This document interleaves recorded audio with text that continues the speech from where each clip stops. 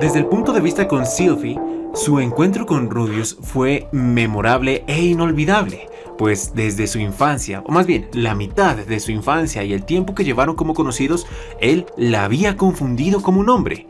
Y ahora, después de casi 10 años, finalmente se han vuelto a reencontrar.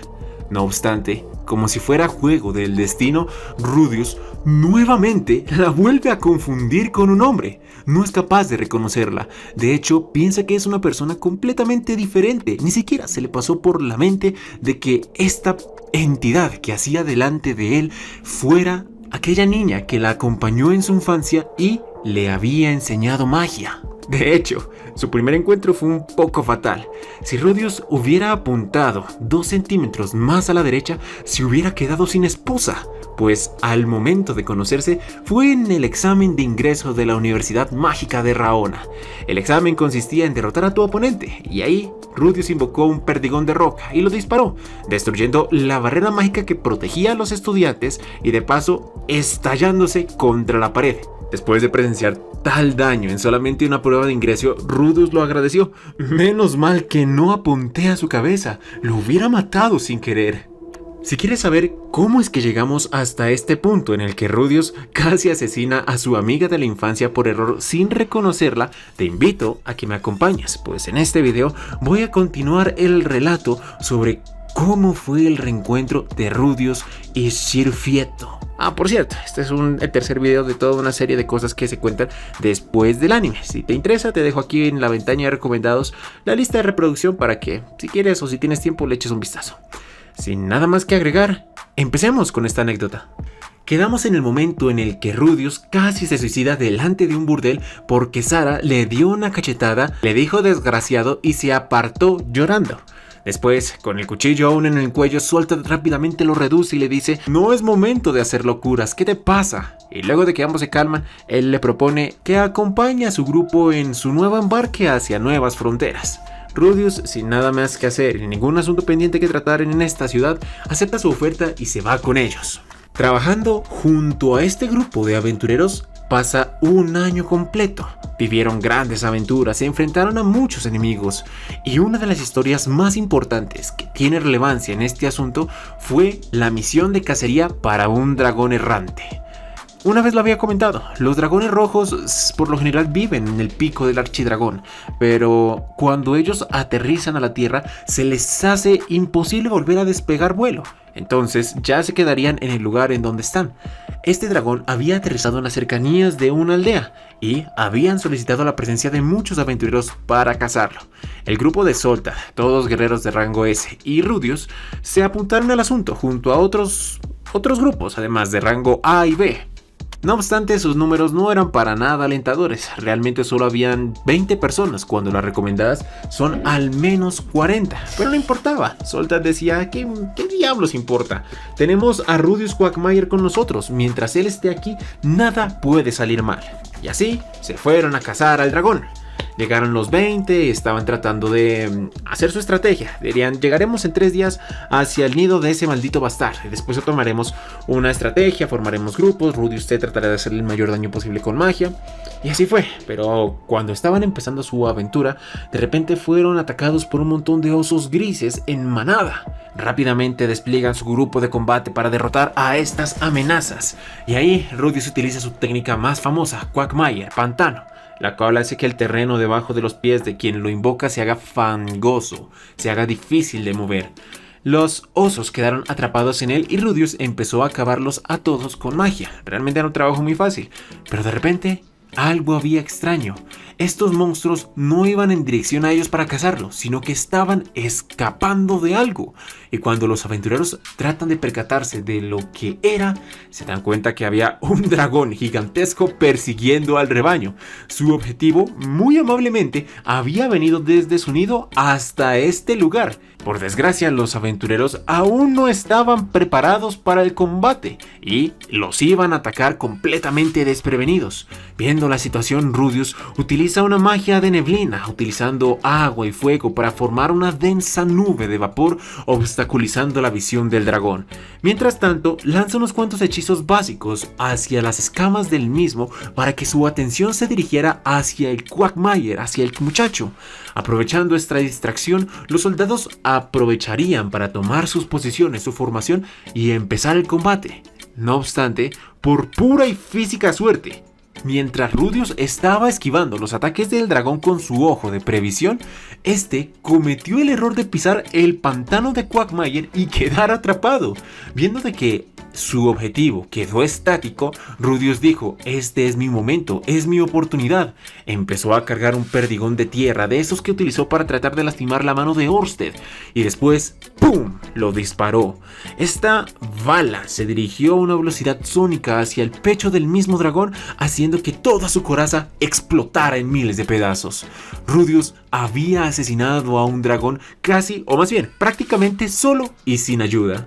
Esta historia sería famosa y conocida por todos los aventureros, incluso trovadores empezarían a narrarla en sus canciones.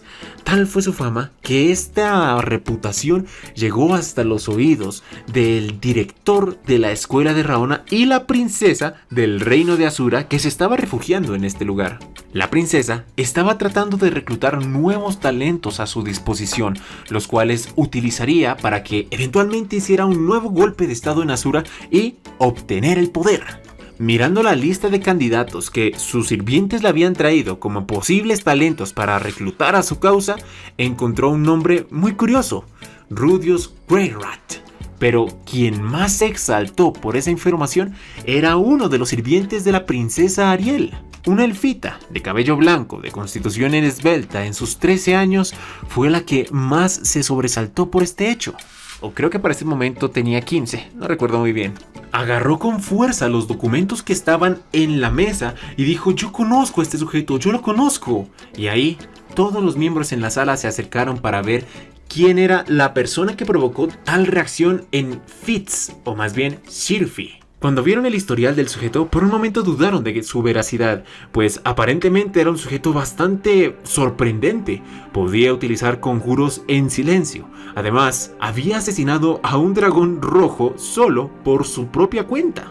Famoso aventurero de muchas batallas, a una tierna edad de 15 años. Todo esto era bastante sorprendente, incluso decían de que era posiblemente mentira, pero Sirfi lo negó rotundamente. Conociendo el tipo de persona que él era, realmente habrían muchas historias más que no se contaron. Entendiendo la grandeza de este sujeto y viendo sus posibilidades, la princesa decide tomar cartas en el asunto para traer a este sujeto a la universidad. Entonces, habla con el director y, utilizando su influencia, le solicita que invite a Rudius como un estudiante honorario especial hacia la academia. Una pausa dinámica. Aquí debería contar un momento especial en Mushoku Tensei, el día que el impotente Rudius conoció a quien se convertiría en su mejor amiga, la ninfómana Elinalice. Pero ese tema me gustaría guardarlo para otra oportunidad, quizás mañana o pasado mañana. Así que, saltando las formalidades, vamos a llegar directamente al momento en el que Rudius recibe el mensaje del mensajero de la universidad. Por un momento empieza a buscar el contenido de la carta, la analiza, lo piensa, y después, para entender verdaderamente el significado de lo que le querían decir, fue a buscar a uno de sus conocidos del grupo de Soltaf, un mago que estaba registrado dentro del gremio de magos y había asistido a la universidad. Allí, pidiendo consejo, trata de solicitar explicaciones sobre qué es un estudiante especial y, más bien, qué es exactamente lo que le están proponiendo, qué es lo que le están ofreciendo. Aquí, él le relata que los estudiantes especiales no tienen que pagar matrícula, tienen sus gastos completamente pagos. Además, no están en la obligación de asistir a las clases.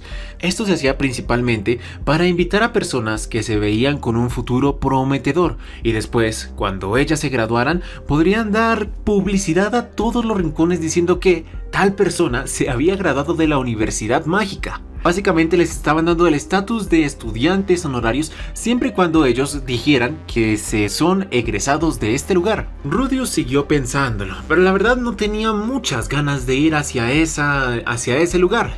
No obstante, había recibido la noticia por parte de Linalice que su madre finalmente había sido encontrada. Entonces ahora mismo disponía de su tiempo, pero tenía dos opciones: viajar donde se encontraba Paul para ayudar en su búsqueda o empezar a vivir su vida. Su padre le había enviado una carta en donde decía: no te preocupes, Rudius, yo me encargaré de rescatar a tu madre, tú estate tranquilo, ni más faltaba. No sabía exactamente qué hacer, entonces el muchacho se va a dormir y curiosamente llega una de las visiones tan esperadas de Mushoku Tensei, la aparición de Hitogami, el dios humano.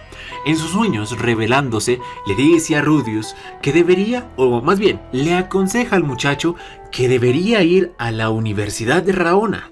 Si lo hace, en ese lugar, él podría encontrar la cura de su impotencia. Y solo bastaron esas palabras para que el muchacho despejara todas sus dudas y desconfianza ante esta entidad tan sospechosa. De hecho, él dijo: cuando él me recomienda algo, por lo general se cumple.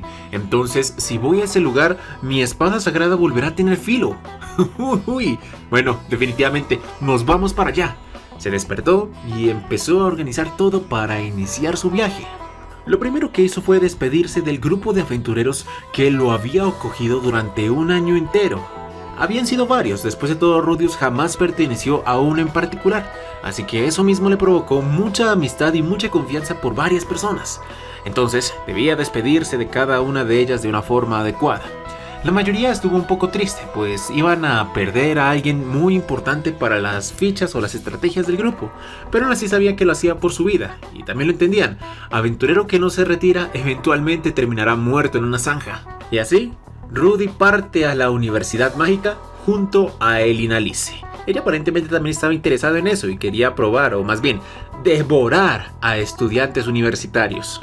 Devorar en el sentido de ñaca ñaca ñaca. Del viaje que hizo junto a esta elfa ninfómana lo contaré después. Por ahora, lleguemos al momento cronológico en donde está en las puertas de la universidad. Se acerca y se dirige directamente hacia la oficina del jefe, del director, aunque no estaba disponible, entonces lo tuvo que atender el subdirector. Se presentaron. Este hombre se encontraba bastante emocionado por encontrar a un valor capaz de conjurar sin necesidad de decir el hechizo. Solamente tenían en la historia de la universidad a dos personas capaces de realizar dichos actos.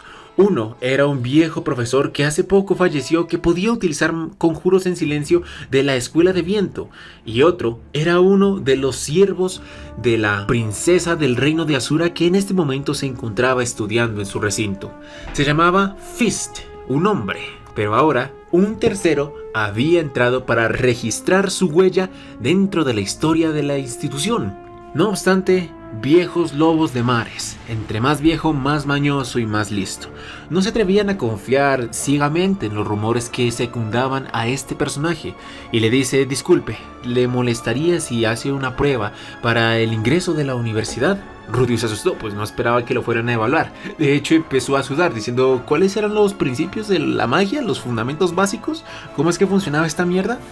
Pensaba que era un examen teórico, pero cuando le explicaron su contenido empezó a calmarse, pues lo único que quería saber el director era si era capaz de utilizar conjuros en silencio.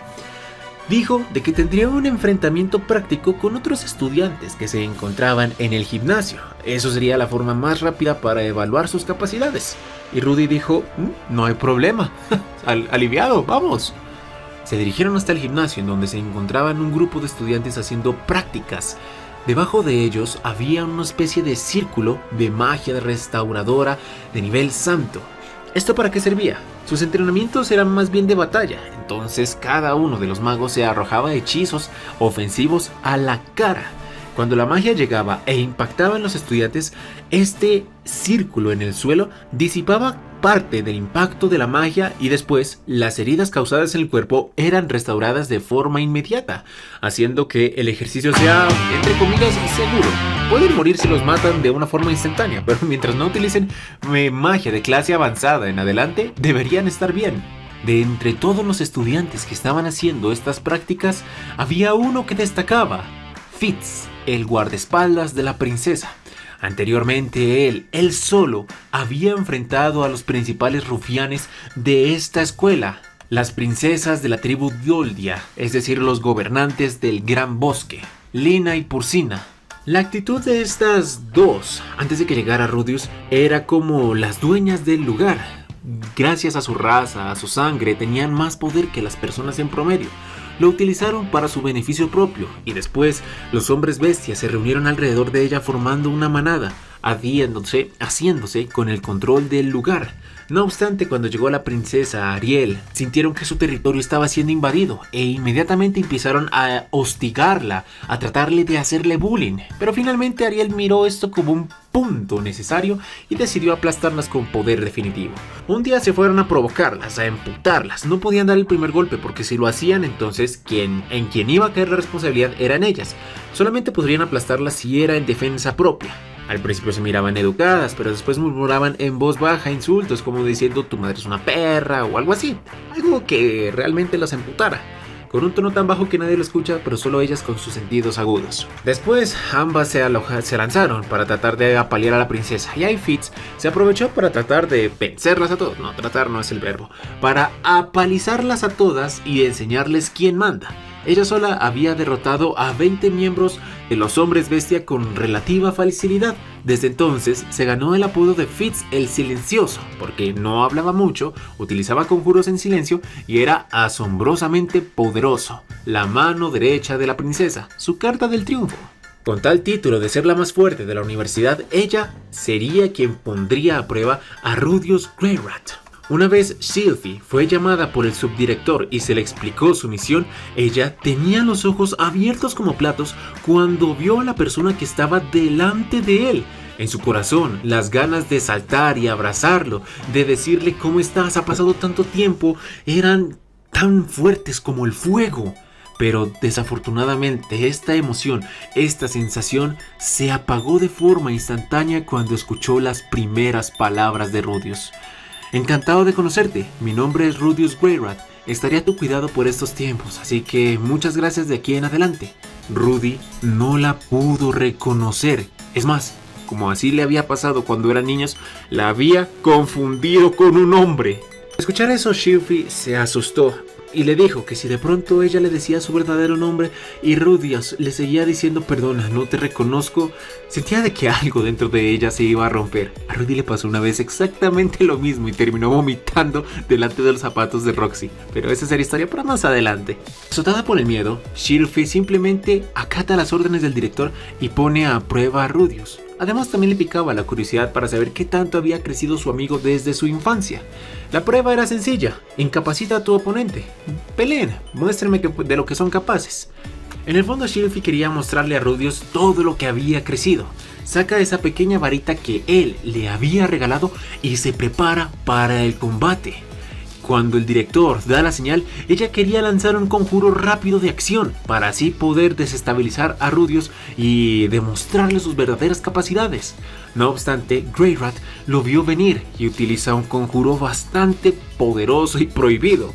El mismo que Orsted utilizó con él, distorsión mágica, liberar granadas de mana puro para interferir en la manifestación de la magia en la atmósfera y hacer que no se manifieste. Básicamente, sellar a un mago de su poder mágico.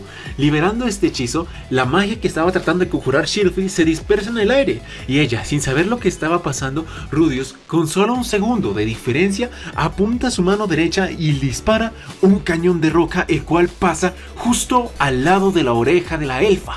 Le generó un pequeño cortecito en la mejilla, nada del otro mundo, pero aún así el daño que causó a su espalda fue bastante considerable, pues la pared con la que se impactó el proyectil estalló. Si Rudius hubiera apuntado unos centímetros más hacia la izquierda, Sylphie se hubiera quedado sin cabeza y Rudy sin una esposa, sin varios hijos y sin medios libros de Mushoku Tensei. Después de procesar esa situación, la elfita se cae sobre sus pompis y empieza a procesar lo ocurrido. Perdió. Era la única explicación, pero no sabía exactamente qué pasó, qué fue lo que me disparó, qué mierda ocurrió, por qué no pude utilizar magia. Rudy sinceramente es muy genial. Pero desde el punto de vista de Rudius, él dijo: puta, la cagué, acabo de humillar a uno de mis senpais. ¿Qué haré si este sujeto empieza a sacar rencor por lo que le hice? Y luego se saca una excusa del culo diciendo: muchas gracias por dejarme ganar. Fue muy amable de tu parte, Fitz Senpai. Nadie entendió lo que quiso decir, ni siquiera Shirfy. El único que se entendió a sí mismo fue Rudius. Pero eso será historia que solamente quedará entre los lectores y nosotros. Por el momento dejemos ahí, mis queridos héroes. Si te gusta el video, por favor, dale like, me gusta y comparte. Este fue tu amigo y buen vecino, el viejo Migue.